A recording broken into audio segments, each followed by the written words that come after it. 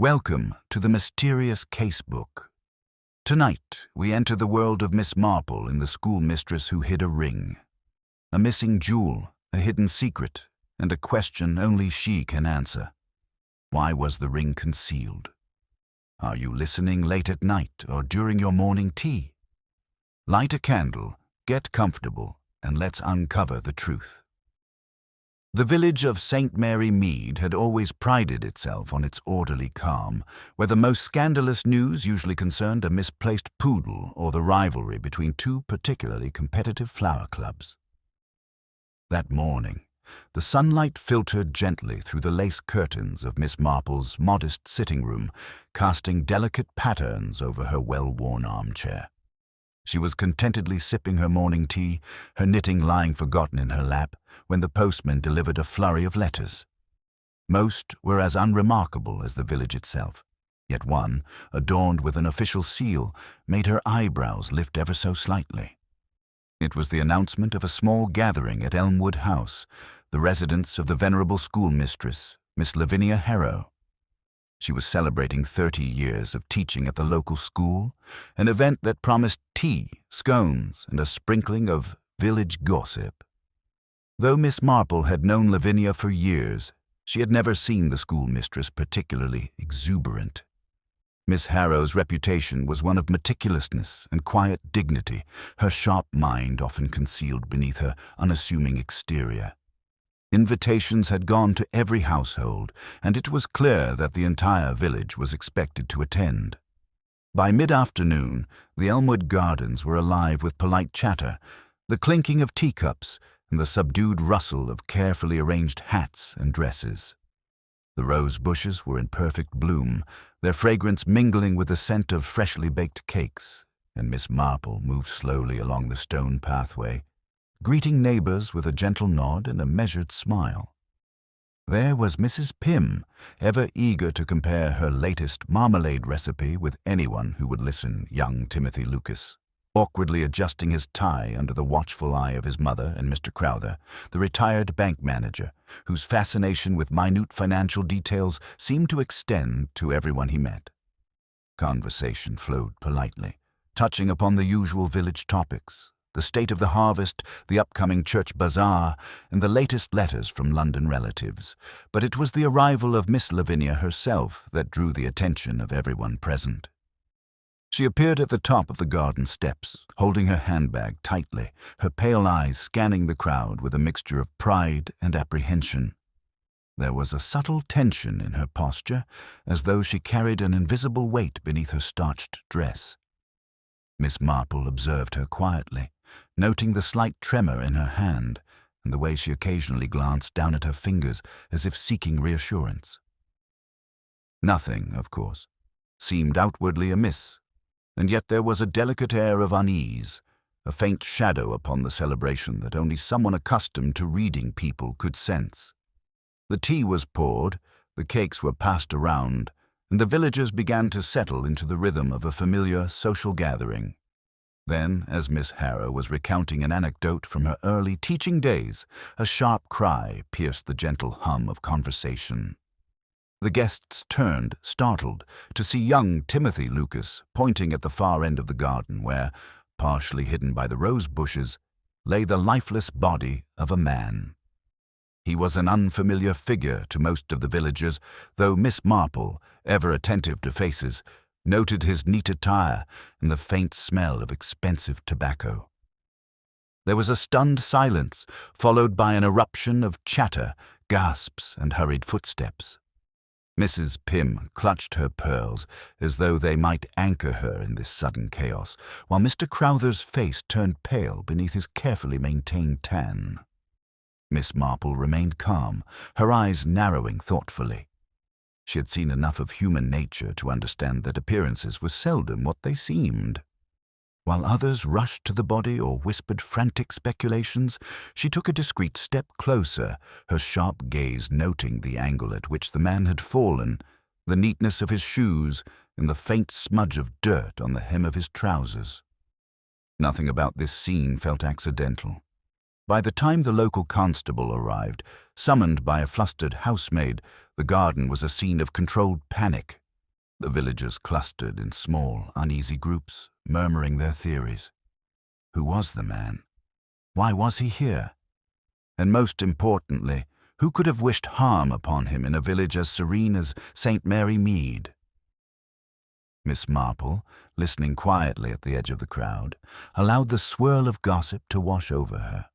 It was in these murmurs, these fleeting expressions of fear, curiosity, and guilt that the threads of the mystery would reveal themselves. Somewhere amid the polite conversation and startled gasps lay the truth of what had just transpired, and it would take more than constables and official inquiries to uncover it. As she sipped her now cooling tea, Miss Marple reflected that, in her experience, murders in small villages were rarely the work of strangers. Most often, they were the culmination of long-standing resentments, overlooked slights, or carefully buried secrets. She could feel the gears of her mind beginning to turn, the gentle but inexorable unraveling of human behavior that would, in time, reveal the identity of the person behind this shocking disruption.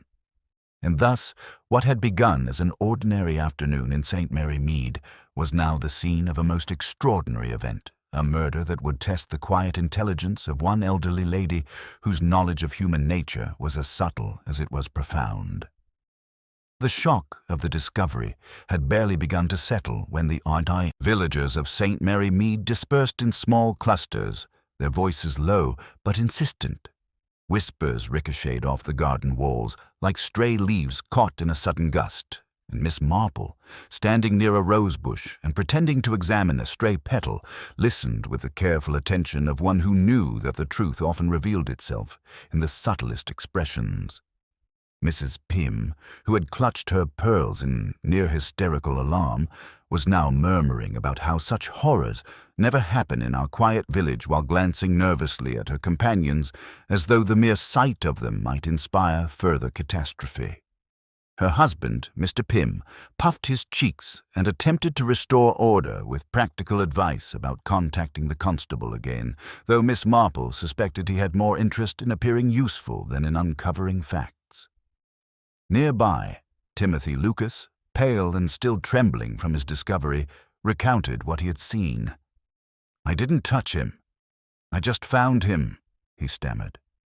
His mother fussed over him, smoothing his hair and murmuring reassurances that did little to calm the boy's evident distress. Miss Marple noted how young Timothy's eyes darted around the gathering, lingering for a fraction too long on Mr. Crowther, as if seeking an anchor in a sea of confusion. Mr. Crowther himself appeared unusually uncomfortable. The retired bank manager had spent decades examining ledgers and detecting subtle discrepancies in financial dealings, and yet here he was, utterly helpless in the face of a more human and unpredictable problem. He muttered about the improbability of a stranger wandering into Elmwood Gardens and tried to redirect conversation toward the constable's arrival. Miss Marple, observing from her quiet vantage point, filed away every tone and gesture for future consideration. The constable, a stout man with a permanent frown, arrived at last, his notebook at the ready. He attempted to command the scene, his voice firm but tinged with uncertainty. "Right, everyone. Stand back. Let's not touch anything until I've had a proper look." The villagers complied, though some of the more excitable guests could not restrain themselves from murmuring speculative theories. "Perhaps he was a business associate of Miss Harrow's," suggested one of the schoolmistress's former pupils, a young woman with a tendency to embellish stories. "Maybe she had a disagreement with him. He could have been blackmailing her." The notion, though quickly rejected by a few of the more practical villagers, lingered in the minds of those nearby. Miss Marple, on the other hand, considered the man's appearance and composure. His clothes were neat, his shoes polished, and his expression, though now frozen, not of panic, but of surprise. She noted the absence of any evident struggle, the careful placement of his limbs, and the curious lack of blood or overt injury. "He wasn't expecting this," she murmured under her breath. It was a small observation, easily missed amid the emotional tumult, yet it would prove significant later. The gossip spread swiftly. Mrs. Pym's eyes grew wider as she whispered about how the poor man had been standing near the prize-winning roses just moments before the cry, while another villager speculated on whether the schoolmistress herself might have been involved, recalling, with some exaggeration, past disciplinary encounters that had not ended pleasantly. In another corner, two older ladies argued over the moral fiber of the village youth, pointing fingers in the vague direction of young Timothy, whose guilt or innocence was no more than conjecture. Miss Marple walked slowly through the gathering, her gaze lingering on faces and gestures, noting the subtle tensions that each individual carried. There was a quiet rivalry between Mrs. Pym and the schoolmistress's assistant, an undercurrent of resentment between the older and younger women that only now seemed to simmer beneath the polite exteriors. Every twitch of the lip, every abrupt shift of weight, and every carefully constructed smile was being catalogued in the mental ledger she had kept since stepping into the garden that afternoon. By the time the constable had taken preliminary notes and promised to begin a more formal investigation at Elmwood House, the villagers were growing restless. People began to wander back toward the tea tables, though their movements were hesitant, their conversation tentative. Miss Marple remained near the edge, noting how even the most composed seemed unsettled. A sudden observation caught her attention. The schoolmistress's handbag, left slightly ajar on a nearby bench, seemed too neatly arranged.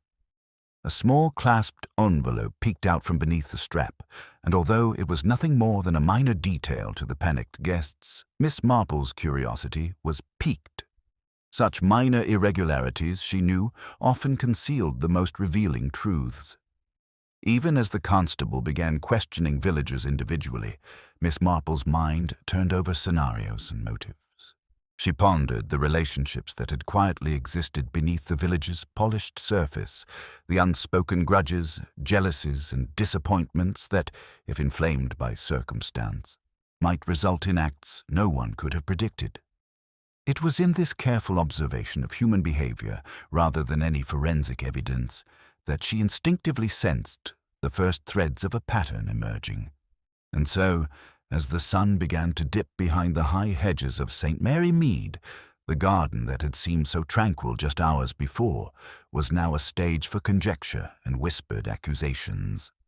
The villagers had reacted in their usual mixture of fear, curiosity, and the irresistible desire to assign blame, while Miss Marple, quietly present but unnoticed, began the patient work of untangling a web far more complex than the ordinary observer could imagine. In these early murmurs and furtive glances, she could already feel the pulse of a mystery that would stretch far beyond Elmwood House, revealing secrets that had long lain hidden beneath polite smiles and courteous conversation. And she knew, with the certainty born of long experience, that the truth would not reveal itself to those who sought it impatiently, but to the one who watched closely and understood human nature in its most subtle and telling forms. By the following morning, St. Mary Mead was alive with speculation. The murder at Elmwood House had left a shadow over the village, one that no amount of tea or polite conversation could entirely dispel. Miss Marple, as always, had risen early, attending to her morning routine with the calmness of someone accustomed to the quiet rhythms of life. Yet her mind was already turning over the events of the previous day. She brewed a fresh pot of tea, poured herself a cup, and, with knitting temporarily abandoned, began to organize her thoughts. The constable, a diligent, if somewhat unimaginative officer, had begun formal inquiries. He visited the scene at Elmwood House, spoke with the maids, and took statements from the few villagers who had arrived early. Miss Marple listened attentively as she passed by the local post office, where a small crowd had gathered to discuss the case. "It's dreadful, simply dreadful," Mrs. Pym whispered, adjusting her hat nervously. "Who could have done such a thing in our peaceful village?" The villagers offered their opinions freely, each observation tinged with personal bias. Mr. Crowther suggested that the victim might have been some distant relative of the schoolmistress, perhaps seeking inheritance or leverage. Young Timothy's mother insisted that the boy had nothing to do with it, while another group debated whether a stranger from London could have wandered into their quiet gardens. Miss Marple, however, did not speak as she was observing. Elmwood House had become the focal point of activity. Detectives had cordoned off the garden, questioning household staff with meticulous attention. Miss Harrow, appearing composed yet frail, gave her account with a mixture of pride and trepidation. She explained that the visitor had arrived just as the gathering began, politely inquiring about local schooling and showing no overt sign of familiarity with anyone present. Miss Marple noted the careful phrasing of the schoolmistress's words, the precise recall of events, and, most importantly, the subtle tremor in her hands when she described discovering the body. There was no falsehood in her account, yet Miss Marple sensed a tension, a protective instinct that was more about propriety than concealment. At the same time, Miss Marple began her own quiet inquiries. She visited the tea tables, speaking gently with villagers, letting her questions seem casual rather than investigative. Mrs. Pym, ever eager to contribute, offered opinions on the various relationships in the village, mentioning small disputes between neighbors and highlighting minor grievances that, in the past, would have seemed trivial. Miss Marple listened carefully, noting not just what was said, but how it was said, the hesitations, the glances, the way hands fidgeted with teacups or lace. It was in these observations that she began to notice patterns. Mr. Crowther, who had professed the likelihood of a stranger, seemed unusually defensive when anyone suggested an internal motive. Timothy's nervous glances at certain older villagers suggested anxiety that was more than youthful uncertainty. Even the schoolmistress's assistant, Miss Albright, appeared to tread a careful line between deference and subtle insistence on her own importance. The constable, meanwhile, focused on tangible facts. The position of the body, the direction of footprints in the soft soil, and the presence of a small leather wallet near the rose bushes. It was empty, save for an unmarked visiting card, which provided no clue as to the man's identity. "He's likely a stranger," the officer insisted to anyone who would listen, though Miss Marple's eyes lingered on the card, noting its unassuming simplicity. She filed it away mentally, suspecting that the mundane often concealed the most revealing truths. By late morning, a small committee of villagers had gathered at the local inn to discuss events. Opinions ranged wildly, from accusations of jealousy among Elmwood House staff to theories involving long-forgotten disputes over property lines and inheritance. Miss Marple joined them briefly, her presence unassuming as always, contributing little to the conversation while mentally cataloguing each nuance. She was particularly interested in the casual observations of those who had less reason to fabricate: the innkeeper, the postman, and a few older ladies who had known Miss Harrow since childhood. It was during this early investigation that a seemingly minor detail caught her attention. The schoolmistress's ring finger on her right hand bore a faint indentation, suggesting a ring had been recently removed.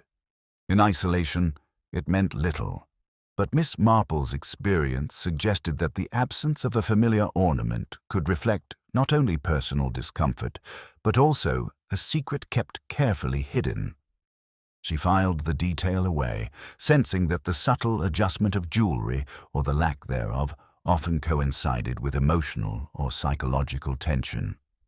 Meanwhile, the villagers continued their speculations, some boldly proposing that the victim might have been involved in unsavory activities, while others insisted he was simply in the wrong place at the wrong time.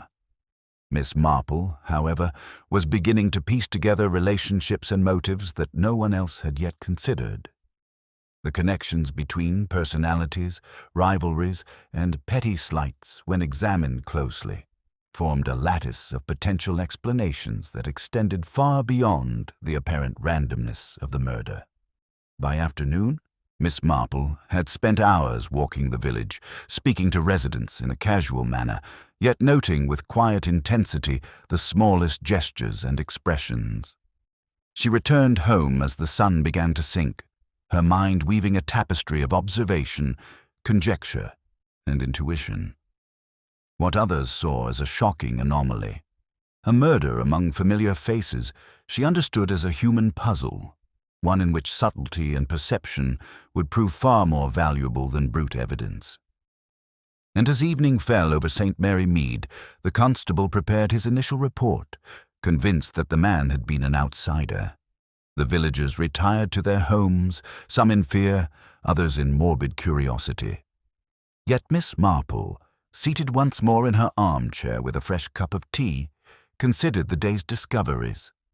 She understood that the answers were hidden not in the obvious, but in the quiet nuances of human behavior. Small gestures, fleeting expressions, and the carefully maintained facades behind which secrets lingered. In her mind, the investigation had truly begun, and the threads of a complex story were already emerging, waiting for the patient hand that would, in time, untangle them. The morning after the murder brought a chill to St. Mary Mead, the kind that made the village feel smaller and more confined, as though the events at Elmwood House had drawn invisible lines around every doorstep. Miss Marple, as was her custom, began the day with her early walk through the quiet lanes, keen eyes taking in the subtle signs of tension that had begun to weave through the village. Neighbors avoided each other's gaze, and even the birds seemed quieter, as if they sensed that something unnatural had touched the ordinary rhythm of life. At Elmwood House, the constable had already resumed questioning.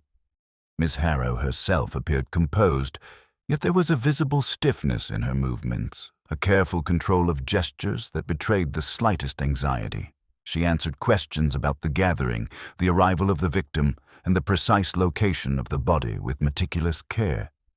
Yet it was in her pauses and in the slight downward glance of her eyes that Miss Marple detected the faintest trace of unease, not guilt, but the careful preservation of dignity under duress. Among the villagers, conjecture was beginning to solidify into tentative suspicion. The victim's identity had slowly emerged. A man named Edward Haynes, recently moved to the nearby town and known as a solicitor with a reputation for discretion. While respectable in appearance, he had, according to a few whispered accounts, been involved in disputes over minor inheritances and local property claims. This revelation lent weight to the idea that the murder might have been motivated by long-standing grievances rather than random malice. Attention quickly turned to Miss Lavinia Harrow herself.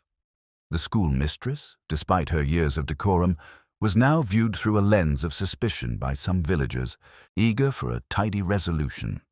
After all, the man had appeared uninvited and had met his death in her garden during a gathering she hosted. Such superficial reasoning delighted in simplicity, but Miss Marple, ever attentive, dismissed it as premature. She noted how Miss Harrow's careful account aligned consistently with observations of her movements that day, and that her reactions had been appropriate and unforced, a subtle indicator that, while the woman might harbor secrets, she was unlikely to have committed the crime in haste. The schoolmistress's assistant, Miss Albright, became another subject of interest. She had been seen attending to minor arrangements during the party and had, according to a few villagers, exchanged a brief, sharp word with the deceased just moments before he was discovered. Though her role was minor, her nervous glances and restrained tone suggested to Miss Marple a person capable of discretion, yet also someone acutely aware of the village's scrutiny. Every small reaction, she realized, could be telling and revealing more about motive and opportunity. Mr. Crowther, who had arrived early for the tea gathering, was also quietly evaluated by Miss Marple. He had been seen lingering near the garden edge, ostensibly observing the arrangements of flowers and the positioning of tables. Yet his rigid posture and the rapid assessment of everyone's expressions hinted at a man whose need for control extended to social scenarios, a trait that could potentially manifest in a calculated confrontation, if provoked. Even young Timothy Lucas had not escaped attention.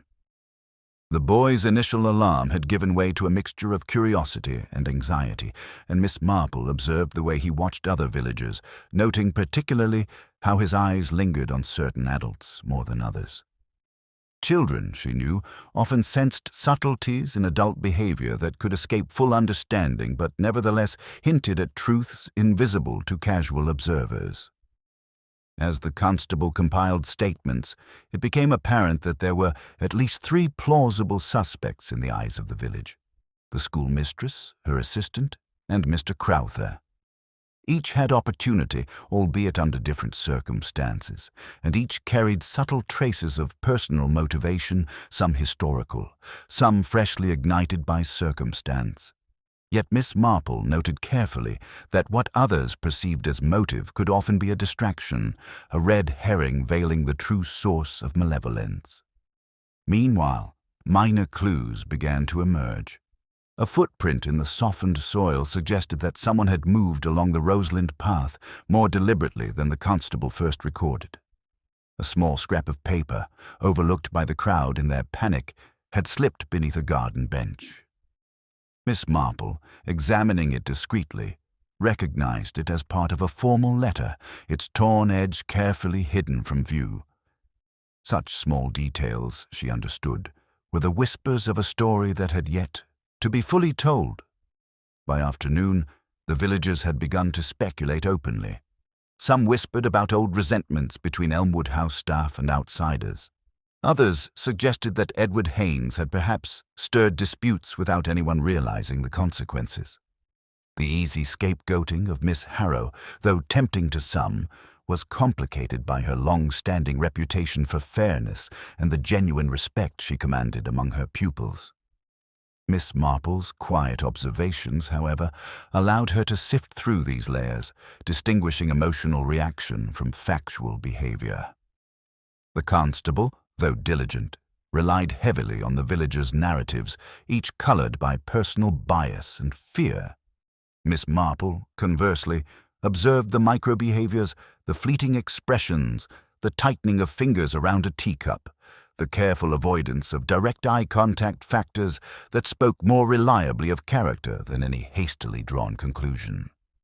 It was in these small human nuances that she began to discern the outlines of the puzzle, noting who might lie from habit, who from fear, and who from careful calculation. As the sun dipped lower over St. Mary Mead, the first day of structured investigation drew to a close.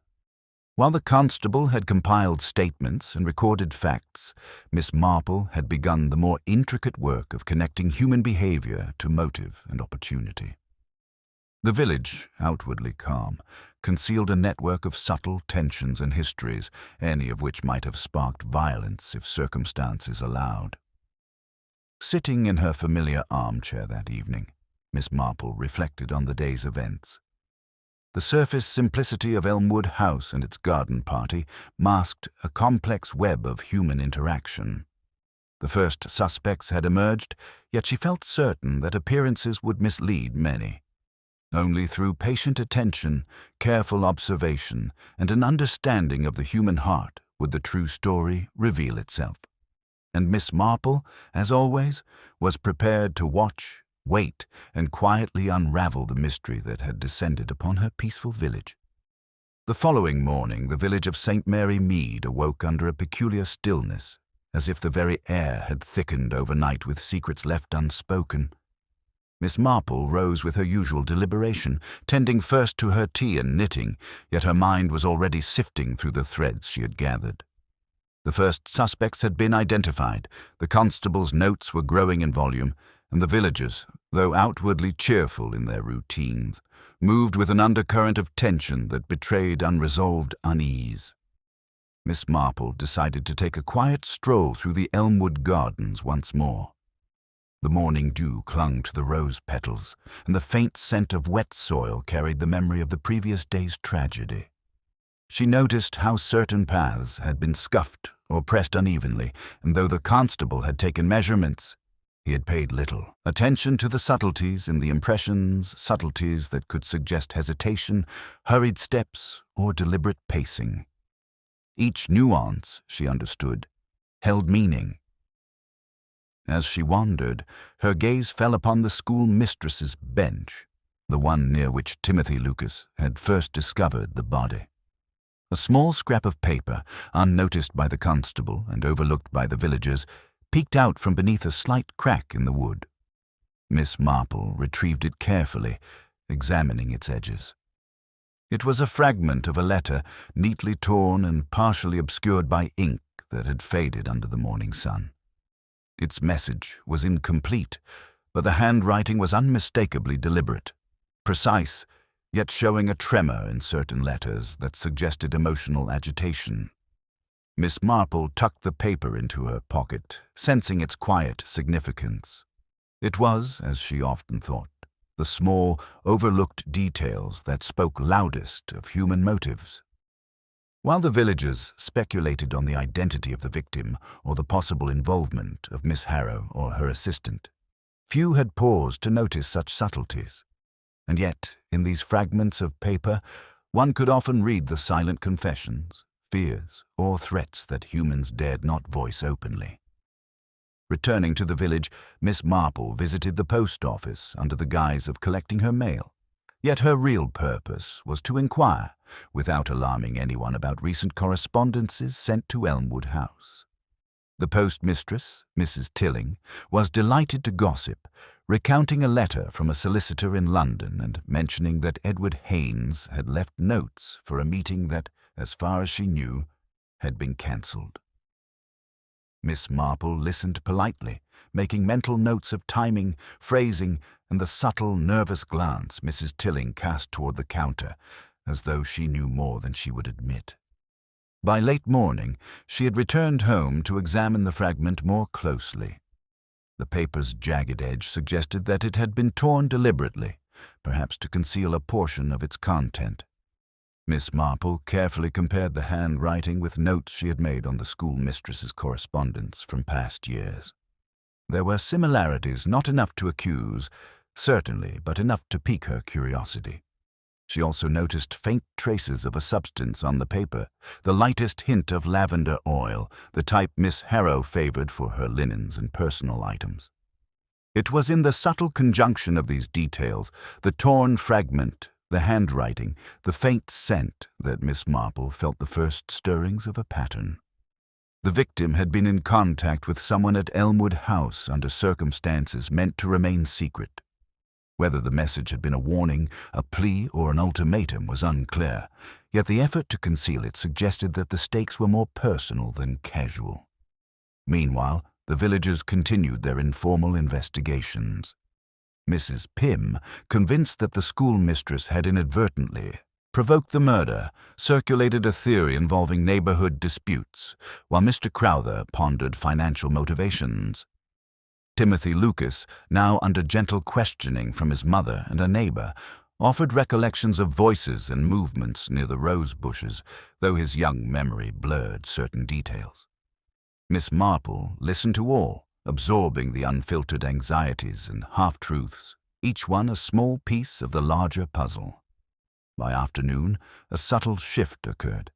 Miss Marple observed how Miss Albright moved through the village, appearing attentive and helpful, yet avoiding certain streets and glancing repeatedly at Elmwood House.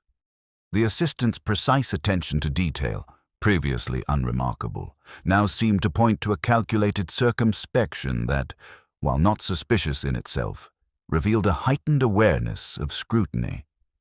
Miss Marple noted it without drawing attention, filing each observation alongside the fragment of paper, the subtle gestures of villagers, and the unspoken tensions that surrounded the first suspects. She also returned briefly to the garden, following the narrow path behind the rose bushes. There, half buried beneath damp leaves, she discovered a small silver trinket, a key ring with a single charm glinting faintly in the muted light. It was the kind of object easily overlooked, yet Miss Marple's experience suggested that such items often linked disparate threads of human interaction, tokens of promise, symbols of secret dealings, or reminders of obligations owed. Again, she carefully concealed the discovery, noting that the placement of the charm was deliberate. Someone had hidden it, but not so carefully as to prevent discovery entirely. As evening fell over St. Mary Mead, Miss Marple returned to her home. her mind alive with possibilities. The first suspects had been identified, yet it was these overlooked fragments, the torn paper, the key ring, the faint scent of lavender that suggested a deeper story. One that would not emerge from hasty conjecture or surface-level scrutiny, but from patient observation and careful reasoning. The villagers, tired from a day of anxious curiosity, retired to their homes, discussing theories with neighbors in hushed tones. The constable, meanwhile, remained confident in his emerging narrative, unaware that the most telling clues had been quietly collected by one woman whose knowledge of human nature far exceeded his reliance on procedure. Miss Marple, sipping her tea and considering the day's discoveries, knew that she had found the first truly revealing piece of the puzzle, and that, in the gentle patience of observation, the mystery of Elmwood House would gradually yield its secrets. By mid-morning, St. Mary Mead was already stirring with the undertow of unease. The murder at Elmwood House had left the village in a state of subtle agitation, with whispered conversations at doorsteps and furtive glances across hedges. Miss Marple, having completed her usual morning routines, decided it was time to revisit Elmwood House, not for observation from afar, but to speak quietly with those most directly involved. The schoolmistress received her politely, masking her apprehension with a veneer of composure. Miss Marple's soft inquiries were designed to appear as casual interest, yet every question was pointed, crafted to elicit details that might otherwise remain hidden. Miss Harrow spoke cautiously, recounting her observations from the day of the murder. She noted the presence of Edward Haynes, the unexpected way he lingered near the rose bushes, and, curiously, his brief conversation with Miss Albright. Each word was deliberate, each pause measured, revealing both honesty and the careful protection of personal discretion. Miss Marple observed the faint tension in the schoolmistress's shoulders and the subtle pressure of her fingers on the edge of her handbag. Such gestures, though small, often betrayed more than spoken words. "And the letter he left?" Miss Marple asked gently, letting her voice carry only the hint of curiosity. Miss Harrow's eyes flickered briefly to the corner of the room, a nearly imperceptible motion, but enough to suggest that the letter had significance beyond its surface message. Next, Miss Marple sought a private word with Miss Albright, the assistant whose meticulous attention to the party had been noted by many. Albright's demeanor was composed, yet she shifted restlessly as they spoke, folding and unfolding her hands with precision.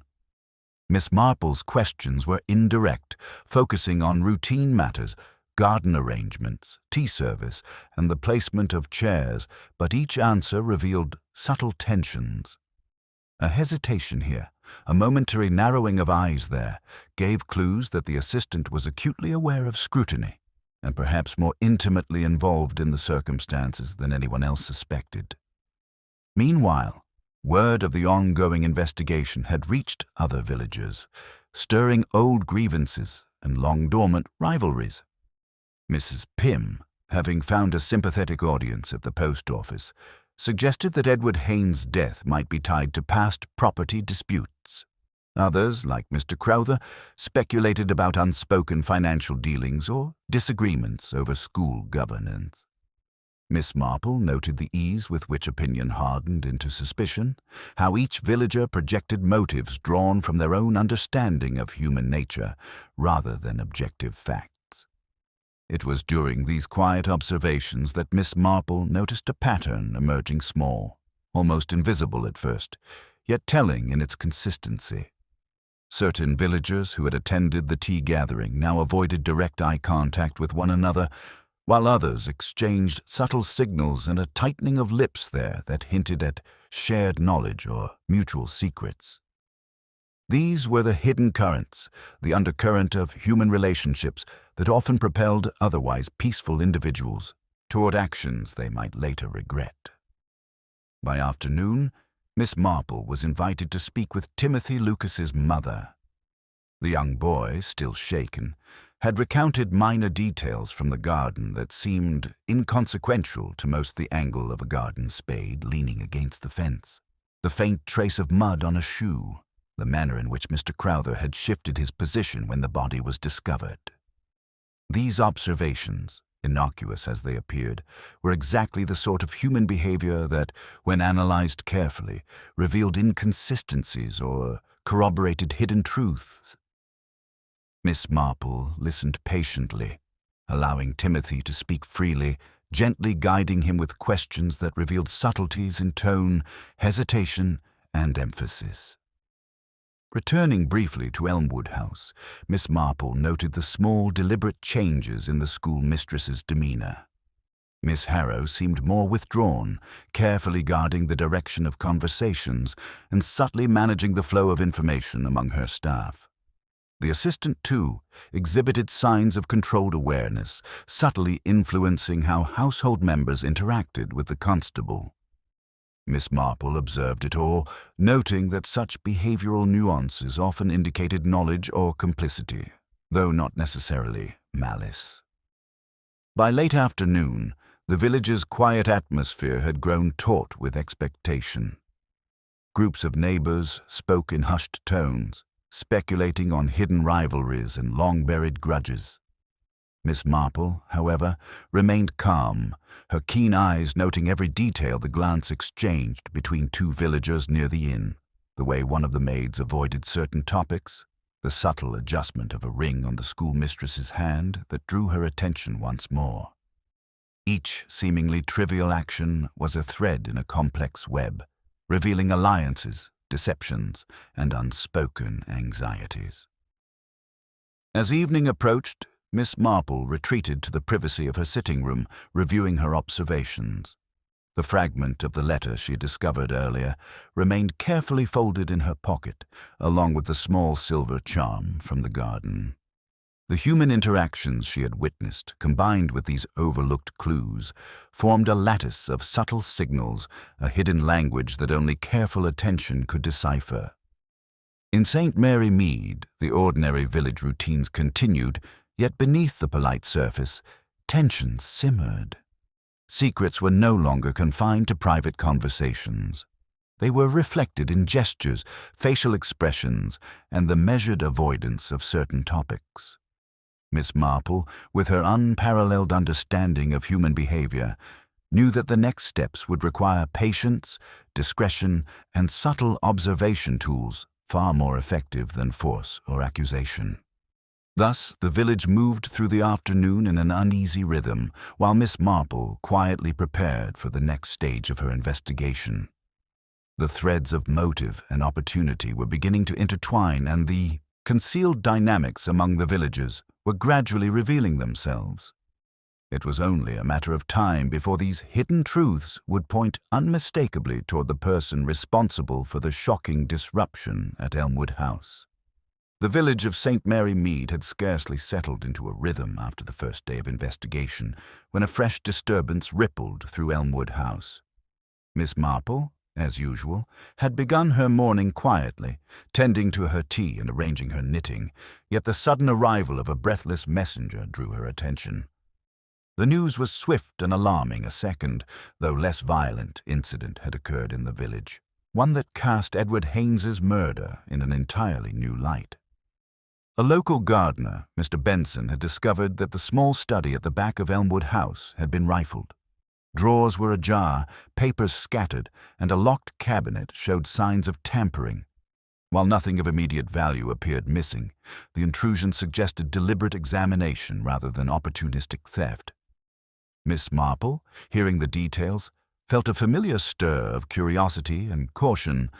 The second event transformed the situation from a single, shocking death to a more deliberate series of actions, indicating careful planning and intention. Arriving at Elmwood House shortly thereafter, she observed the constable in full documentation mode. He moved from drawer to drawer, noting the absence of items and the disorder of papers.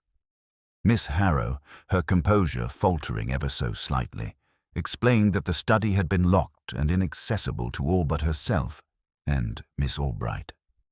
Her hands trembled subtly as she recounted her morning routine, though her voice remained calm and controlled.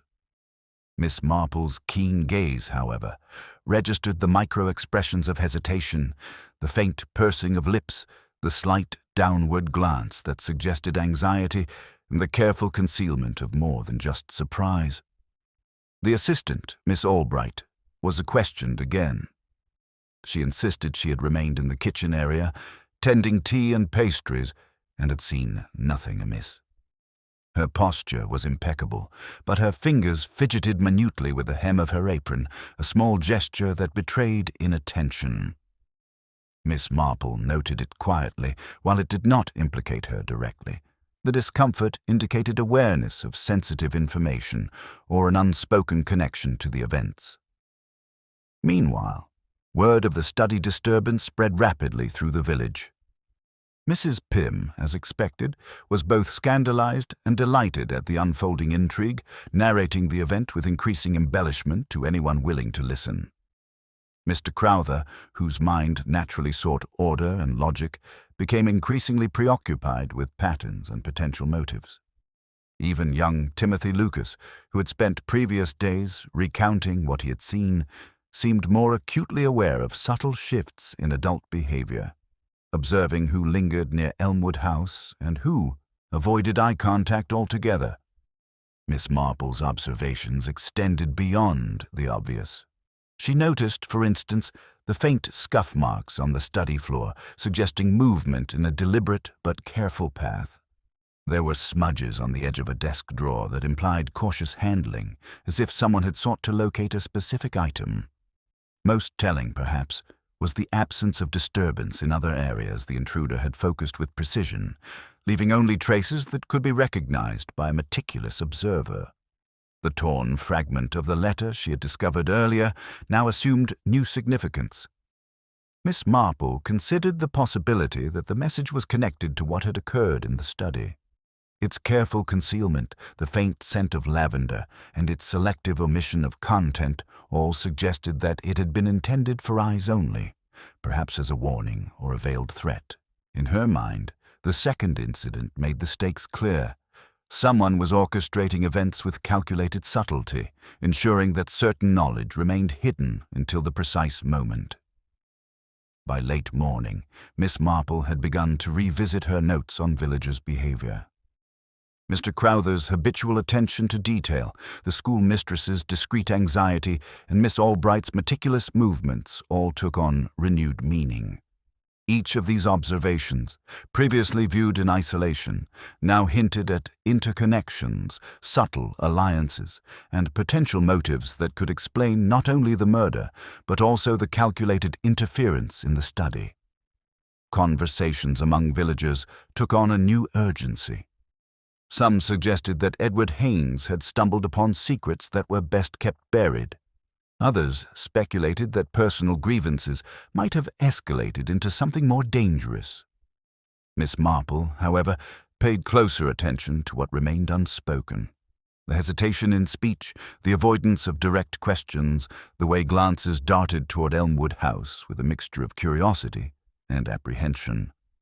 Human behavior, she reminded herself, was rarely accidental.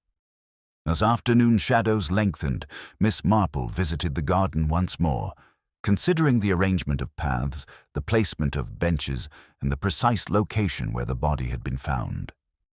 She noted again the faint impressions of footsteps, the subtle shifts in soil, and the delicate interplay between objects left behind and those carefully removed. In combination with the events in the study, these minute details began to coalesce into a pattern, revealing a carefully orchestrated plan rather than a crime of impulsive passion. By evening, the constable remained confident in his procedural findings, focusing on tangible evidence while largely overlooking human subtleties. The villagers retired to their homes, some in uneasy anticipation, others in unguarded excitement at the unfolding story. Miss Marple, seated with a fresh cup of tea and the fragment of the letter before her, contemplated the significance of the second event. It was clear to her that the perpetrator was clever, deliberate, and intimately familiar with the rhythms of Elmwood House and its residents. The day had brought the first major twist to the investigation, the recognition that Edward Haynes' death was not an isolated act, but part of a broader pattern. And in the careful observation of subtle behavior, the study's disturbance and the overlooked fragments of paper, Miss Marple knew she was edging closer to the hidden truth, a truth that depended less on conventional evidence than on the nuanced understanding of human character. The days that followed the second incident were marked by a growing tension in St. Mary Mead. Elmwood House, once a place of orderly refinement, now seemed charged with invisible energy, every corner and corridor humming with secrets yet untold. Miss Marple, having observed quietly from the periphery, decided it was time to adopt a more deliberate approach. While the constable pursued tangible leads, she would rely on the subtleties of human nature, testing reactions and allowing the truth to emerge through carefully observed behavior. That morning she visited Elmwood House under the pretense of delivering a small parcel of biscuits and fresh scones, a gesture that allowed her unobtrusive access. The schoolmistress greeted her politely, her eyes reflecting a mixture of relief and unease. Miss Marple, with her gentle smile and seemingly innocuous conversation, began the first part of her test. She spoke freely of general village news, carefully weaving in subtle references to Edward Haynes' movements and the recent disturbance in the study. Each statement was designed to be observed, gauging reactions without pressing directly for confession. Miss Albright was present, assisting with tea service, her movements precise yet slightly tense. Miss Marple, seated at the small dining table, commented casually on the meticulous arrangement of the room, noting aloud that some letters appeared misplaced. The assistant's fingers twitched briefly over the teacups, a nearly imperceptible movement that drew Miss Marple's attention. It was a small, seemingly trivial reaction, yet it spoke volumes of a minor gesture revealing awareness, concern, or perhaps complicity. Next, Miss Marple introduced another layer to her test. She spoke of a visitor to the village who had recently asked about Edward Haynes, noting, almost as an aside, that the man had been seen near Elmwood House before the garden gathering.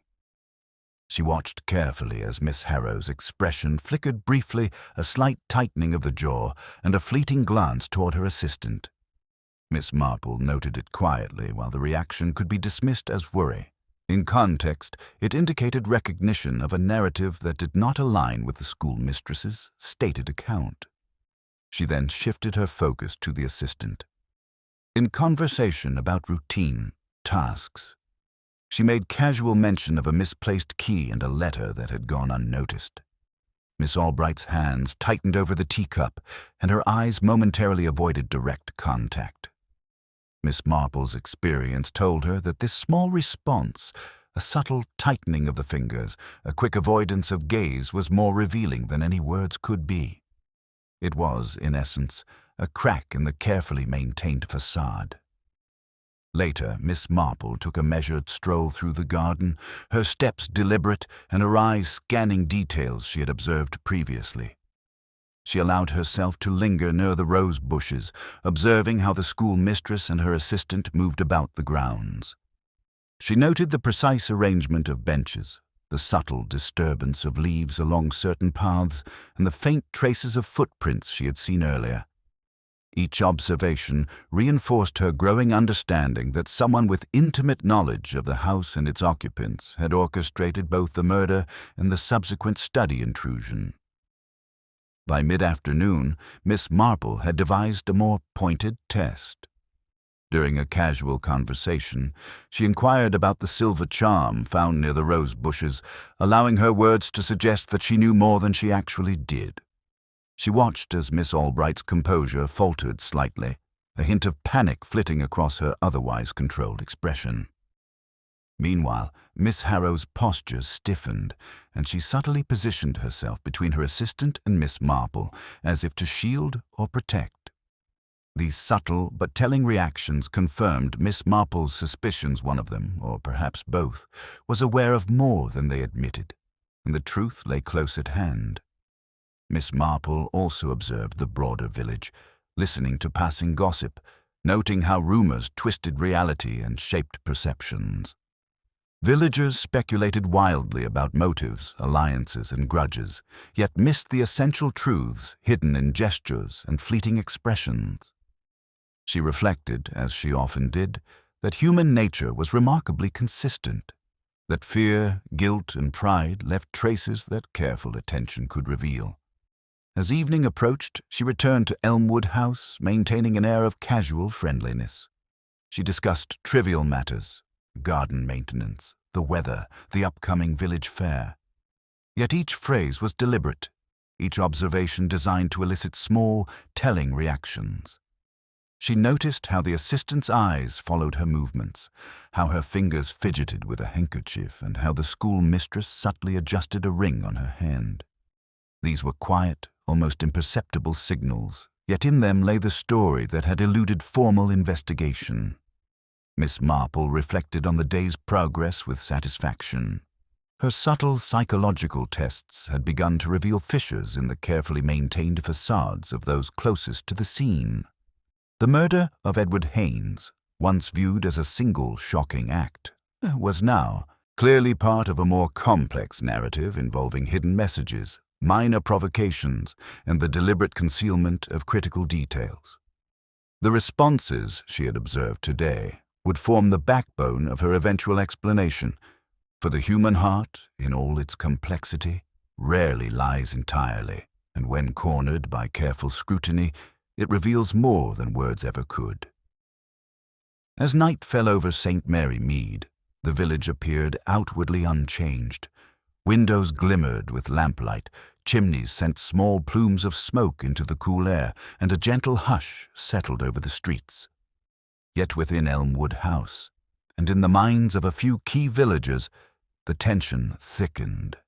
Miss Marple, with her unwavering patience and quiet intellect, was now closer than ever to understanding the intricate web of motives and opportunities that had culminated in Edward Haynes's death. The final revelation, she knew, was approaching, but only when she allowed the natural course of human behavior to lead her to it. The morning air in St. Mary Mead carried a peculiar stillness, as though the village itself held its breath in anticipation. Miss Marple, already awake before sunrise, moved through her familiar routines with the calm precision of one accustomed to observing the quiet rhythms of life. Yet her mind was far from idle. She reviewed each conversation, each fleeting glance, each subtle gesture she had noted over the past days, assembling them into a mosaic that slowly revealed the contours of the truth. Elmwood House had become a locus of subtle tension. Miss Harrow, ever composed, now exhibited careful vigilance in her movements, her eyes scanning the garden and hallways with a slight wariness. Miss Albright, meanwhile, maintained her polished demeanor, yet the faintest tremor in her hands betrayed an awareness of scrutiny beyond the ordinary. Both women moved through the house with deliberate grace, conscious of the constable's presence and, unbeknownst to them, of Miss Marple's quiet observation. Miss Marple began the day with a visit to the village post office under the guise of casual errands. Mrs. Tilling, the postmistress, was eager to gossip, recounting details of letters and parcels delivered to Elmwood House in the weeks preceding Edward Haynes's arrival. One envelope, in particular, had been sent directly to the schoolmistress with no return address. Miss Marple asked subtle, innocuous questions, watching Mrs. Tilling's reactions with careful attention. The slight hesitation, the way her eyes flicked toward the counter before answering, suggested awareness of more than she admitted. At Elmwood House, Miss Marple engaged both Miss Harrow and Miss Albright in conversation, casually mentioning the small silver charm discovered near the rose bushes. The assistant's eyes widened for a fraction of a second, a fleeting motion that would have gone unnoticed by anyone less observant. The schoolmistress subtly shifted, positioning herself slightly closer to Miss Albright, as if to shield her. Miss Marple catalogued these reactions, interpreting the unspoken communication between the two women. By mid-morning, she began to reconstruct the sequence of events with the precision of a watchmaker examining fine machinery. Edward Haynes had arrived at the garden gathering, his presence carefully timed to coincide with minimal observation. He had engaged with the schoolmistress and her assistant, possibly to discuss matters both sensitive and private.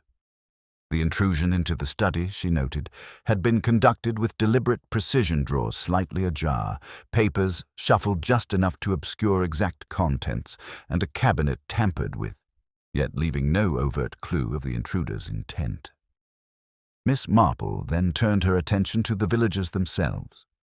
She observed Mr. Crowther, who had been particularly vocal in his conjectures, noting the subtle inconsistencies in his recounting of events.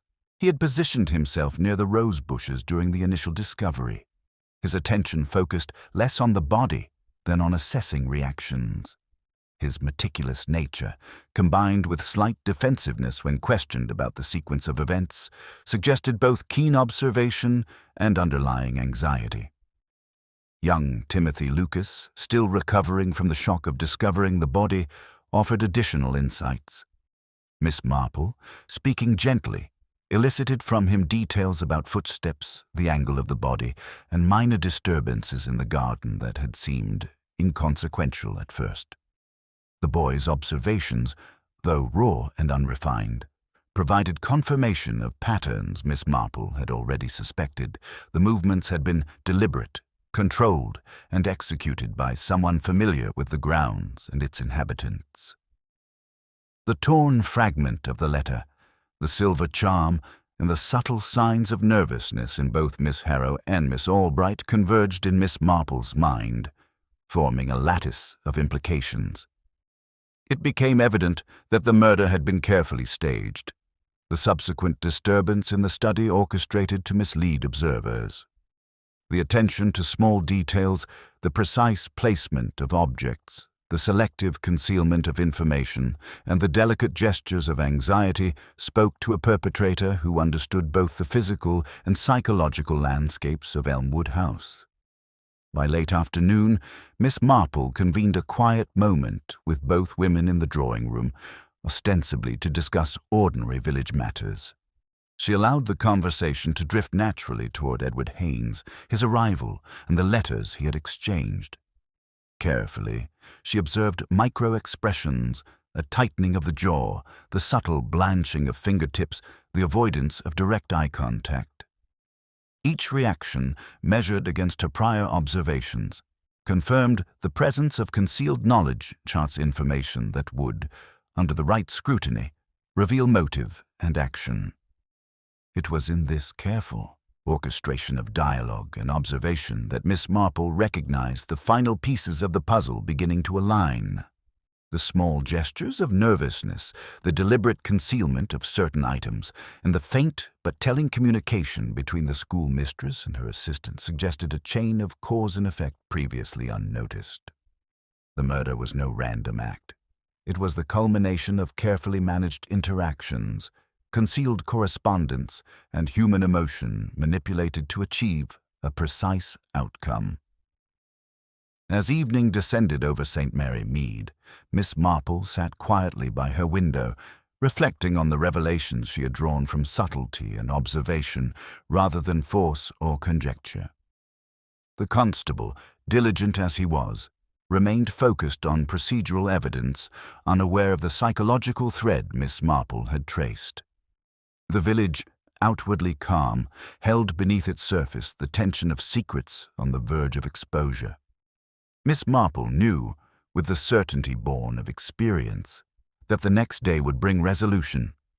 The interplay of gestures, words, and small, deliberate actions had made the culprit's identity increasingly apparent.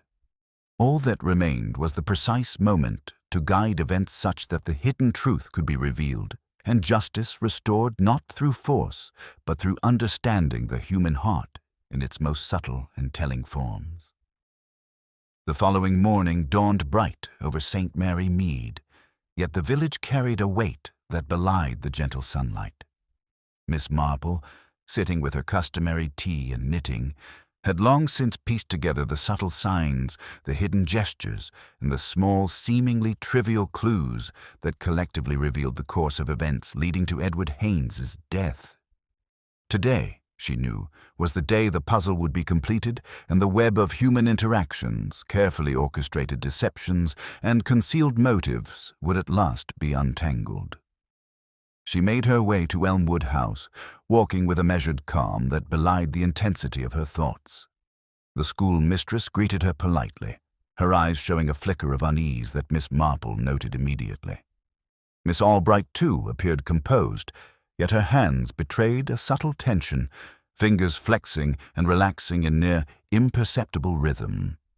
Miss Marple's strategy had been simple. Arrange the conversation, guide their attention gently, and allow their own reactions to illuminate the truth. Seated in the drawing room with both women, she began with a discussion of trivial matters: the weather, the condition of the roses, the local fair gradually weaving references to Edward Haynes, the letters, and the silver charm into her narrative. She spoke casually, allowing herself to appear more interested in the village gossip than in the subtle movements of the room.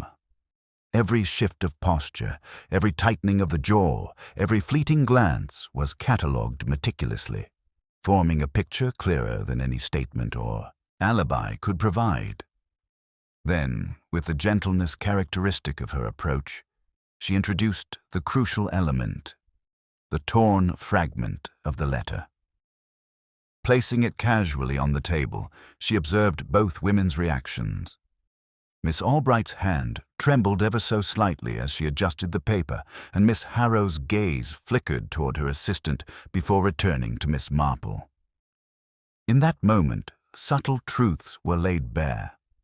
The fragment, Miss Marple knew, contained instructions that had prompted a confrontation between Edward Haynes and the household, a confrontation that escalated tragically.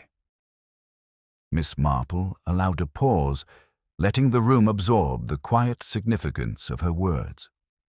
Then she spoke of the silver charm found near the rose bushes, casually suggesting that it might have fallen from the owner's pocket during a moment of distress. Miss Albright's eyes widened, a fraction too quickly, and Miss Harrow shifted slightly, positioning herself protectively yet subtly, as if to shield her assistant from observation. Miss Marple noted every micro-gesture, every subconscious signal, each one a thread leading inexorably to the core of the mystery. "I believe, Miss Harrow," she began softly, "that Mr. Haynes came here not merely as a visitor, but in connection with something of personal importance, something that perhaps only one of you would have understood." She let her words hang in the air, observing the delicate play of expression across both faces. The assistant's hands flexed again, subtly revealing the anxiety that had been carefully hidden behind composed movements. Miss Marple continued, drawing the narrative with precision. She spoke of the careful timing of Haynes's arrival, the calculated nature of his movements, and the seemingly inconsequential objects, letters, keys, and small tokens that had in reality guided the sequence of events. "It is always the smallest details," she remarked gently, "that betray the largest truths. One does not need force or threat to uncover them. One only needs to watch carefully, to understand the human heart." Finally, she addressed the central truth. The murder had not been impulsive. It had been the result of a carefully orchestrated moment, provoked by a letter meant to compel a secret meeting and escalated by the fear of exposure and the desire to protect a reputation. Edward Haynes had confronted the household regarding matters both sensitive and personal. In that tension-filled instant, a physical confrontation occurred, resulting in his untimely death. The subsequent disturbance in the study had been a deliberate effort to mislead, to conceal responsibility, and to control the narrative until such time as the truth could be revealed.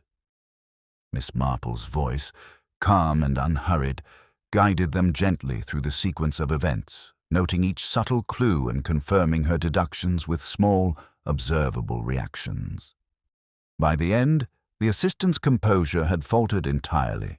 the faint tremor in her hands now evident to all present, while Miss Harrow's protective gestures revealed both shock and relief that the truth was at last acknowledged. The constable, summoned to witness the account, listened in polite astonishment as Miss Marple detailed each step of the carefully concealed actions, the hidden motives, and the human behaviors that had culminated in Edward Haynes's death. The villagers, gradually informed, were left with the simultaneous relief of resolution and the lingering unease of having lived among secrets for so long. By late afternoon, the revelations had settled into the rhythm of the village. Elmwood House regained its appearance of order, though an invisible tension lingered in the air, a testament to the human passions that had briefly disrupted it.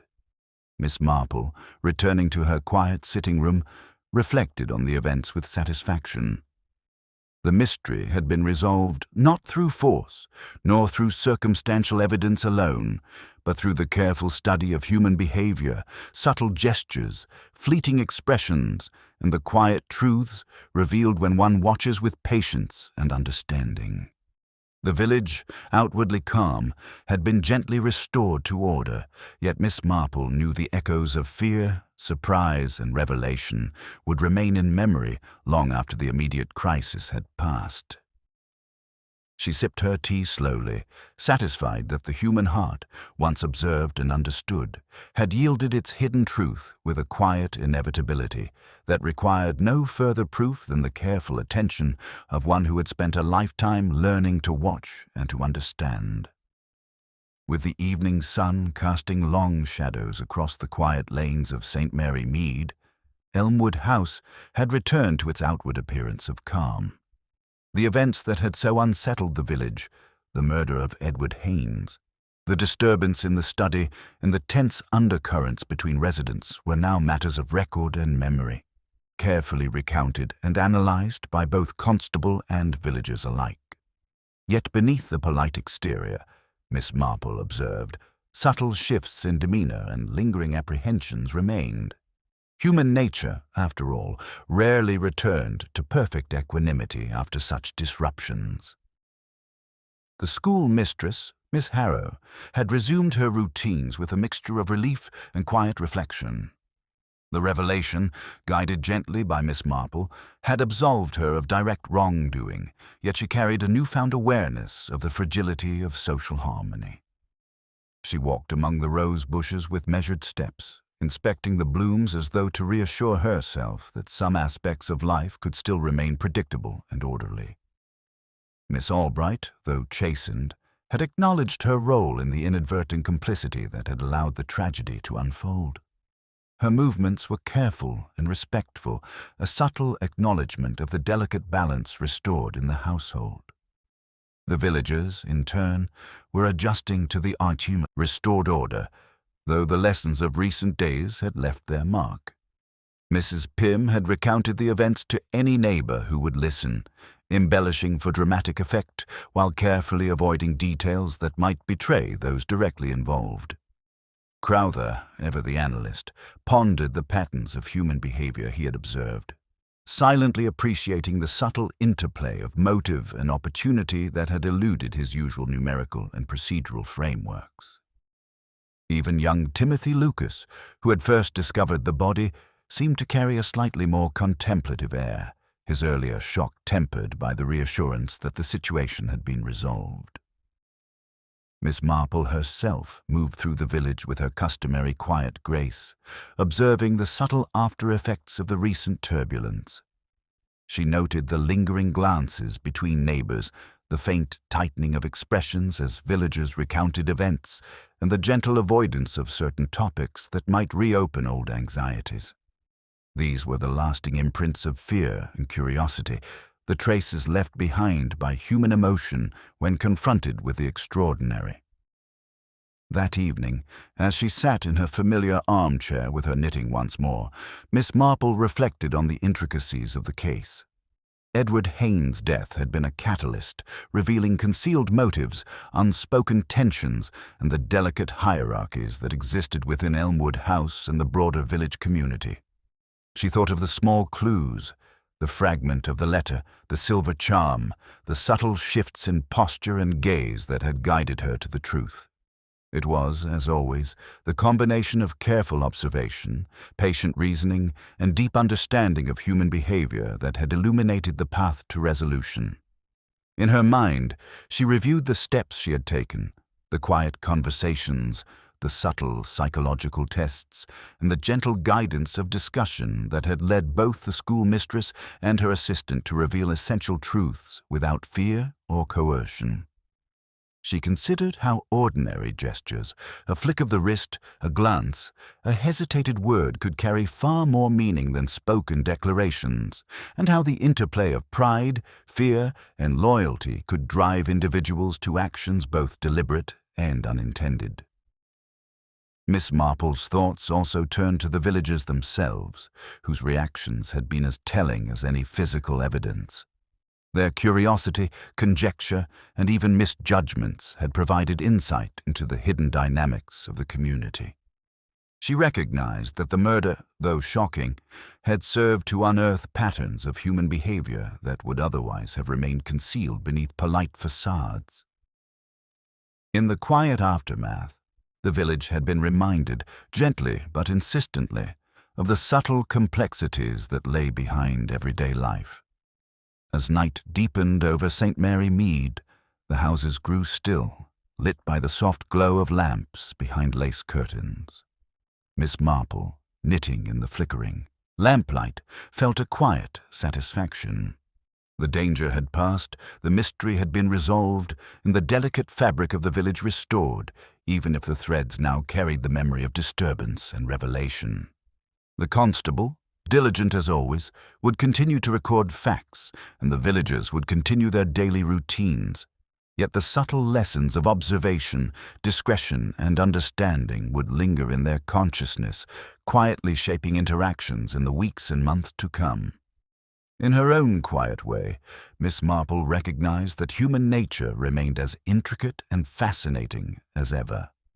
The events at Elmwood House had provided a rare opportunity to observe it at its most revealing, to see how small actions, hidden motives, and carefully guarded secrets could converge in a single moment of tragedy.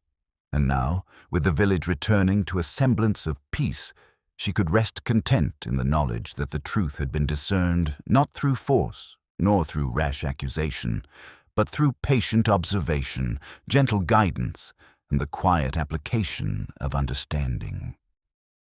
The village of St. Mary Mead had experienced its extraordinary moment, yet life would continue in its familiar rhythms, forever shaped by the memory of events that had illuminated the hidden depths of ordinary people.